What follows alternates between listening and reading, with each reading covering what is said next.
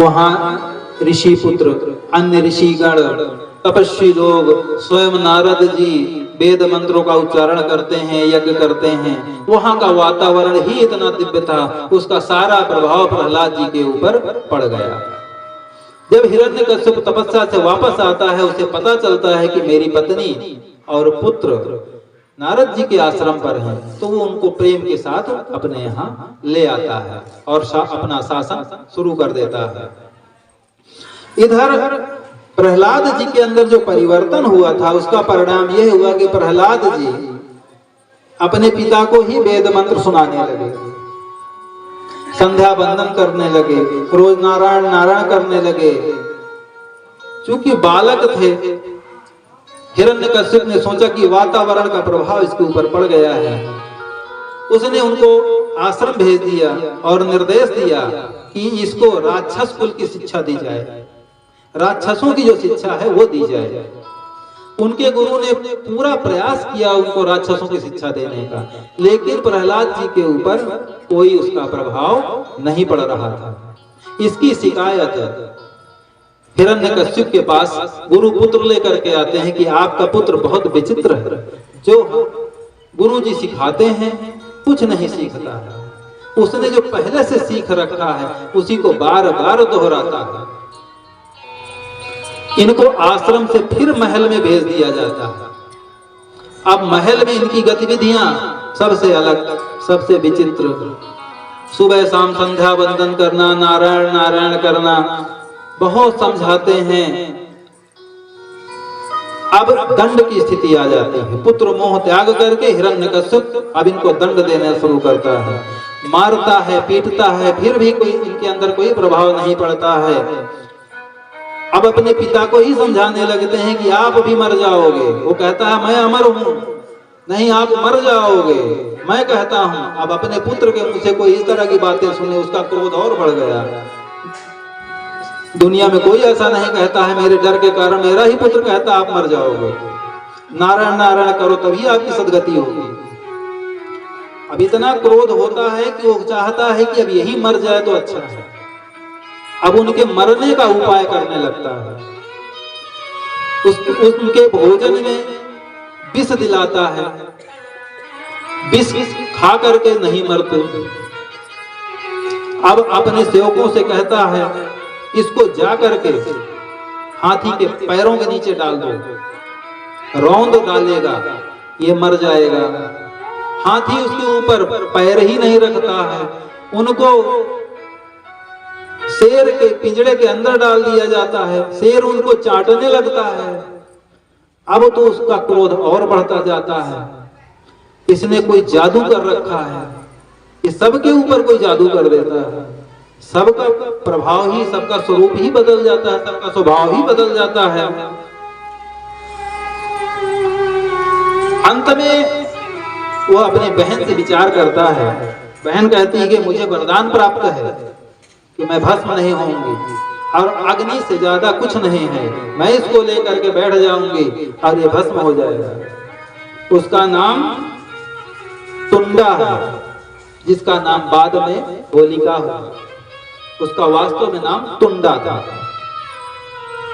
अब चिता लगाई जाती है, माता तो माता होती है, कयाधु देखती है कि मेरे पुत्र को भस्म करने की तैयारी है। कयाधु बहुत विलाप करती हैं, कहती हैं कि हम इसको लेकर कहीं बाहर चले जाएंगे। हिरण्यकश्यप कहता है ये वहां से भी उपद्रव करेगा, कोई षड्यंत्र करेगा, ये मेरा शत्रु पैदा हुआ, इसका मर जाना ही ठीक है। जैसे ही चिता में आग लगाई जाती है, कयाधु मूर्छित हो जाती है। किसी का पुत्र लेके कोई आग में बैठ जाए, उस माता का क्या हाल होगा, वो तुरंत वहीं बेहोश होकर गिर जाते हैं। लेकिन कितना बड़ा चमत्कार होता है नारायण की कृपा से कि उस चिता में भयंकर ज्वाला उठने लगती है। सब सोचते हैं कि प्रहलाद जी भस्म हो गए। जैसे ही ज्वाला शांत होती है तो प्रहलाद जी नारायण नारायण कर रहे हैं और होलिका का कहीं अता पता नहीं। यह देख करके हिरण्यकश्यप विचार करता है कि यह विष्णु की कोई चाल है। अगर ऐसा उपद्रव हो रहा है तो विष्णु की कोई चाल है। विष्णु मेरा शत्रु है, मेरे भाई का विष्णु ने वध किया, ये विष्णु की कोई माया है। यह विचार करके हिरण्यकश्यप कहता है अब मुझे किसी पर विश्वास नहीं है, अपने हाथ से मैं इसका वध करूंगा। और उसको लेकर के एक खंभे के पास ले जाता है और खंभे में कहता है नारायण नारायण कहता है तो तेरे भगवान सब जगह हैं, ये बताता है तो बोल इस तलवार में भी है? हाँ पिताजी, इस तलवार में भी नारायण है। अरे इस निर्जीव खंभे में भी नारायण है जो बोल नहीं सकता, हिल नहीं सकता, इसमें तेरे नारायण घुसे बैठे हैं। अरे इस खंभे में भी पिताजी नारायण हैं, सर्वत्र नारायण हैं। जब इस प्रकार बालक कहता है तो उसका क्रोध और बढ़ता चला जाता है और जैसे ही अपनी तलवार निकालता है कि इसका अपने हाथों से स्वयं मैं वध कर दूंगा, तत्काल नरसिंह भगवान खंभा फाड़ करके निकल आते हैं और उनका भयानक स्वरूप होता है। वो हिरण्यकश्यप को अपनी जंघा पर उठा लेते हैं और जंघा पर उठा करके बैठ जाते हैं और उससे पूछते हैं बोल खंभे में भगवान है कि नहीं है?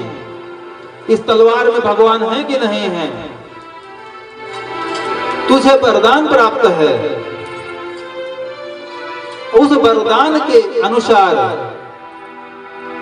मैंने कोई अस्त्र शस्त्र नहीं धारण किया, ना मैं मनुष्य हूं, ना देव हूं, ना मैं ब्रह्मा के द्वारा बनाया गया हूं, ना तू आकाश में है, ना तू पृथ्वी में है, तू मेरी जंघा में बीचों बीच है।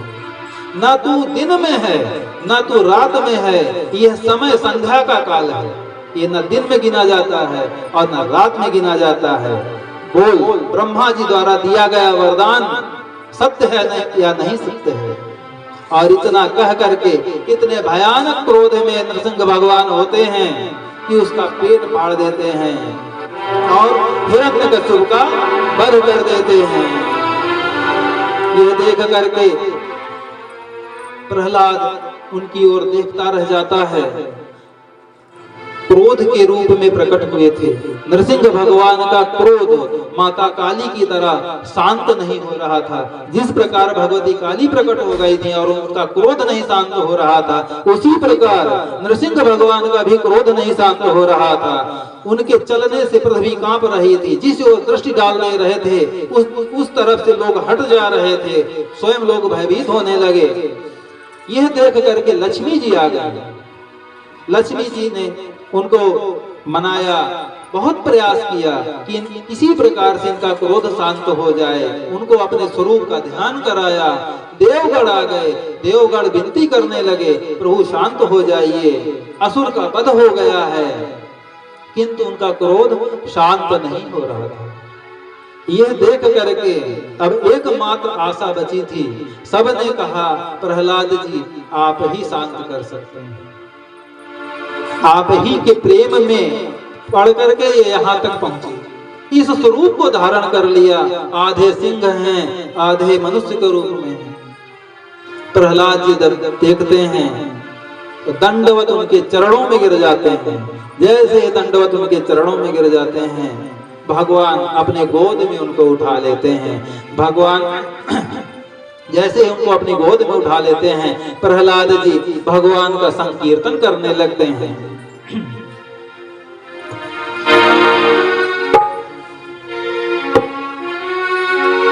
श्री कृष्ण गोविंद हरे मुरारी नाथ नारायण वासुदेव। श्री कृष्ण गोविंद हरे मुरारी नाथ नारायण वासुदेव। श्री कृष्ण गोविंद हरे मुरारी नाथ नारायण वासुदेव। जय हो कृष्ण कृष्ण कृष्ण जय हो कृष्ण कृष्ण कृष्ण जय हो कृष्ण कृष्ण कृष्ण जय हो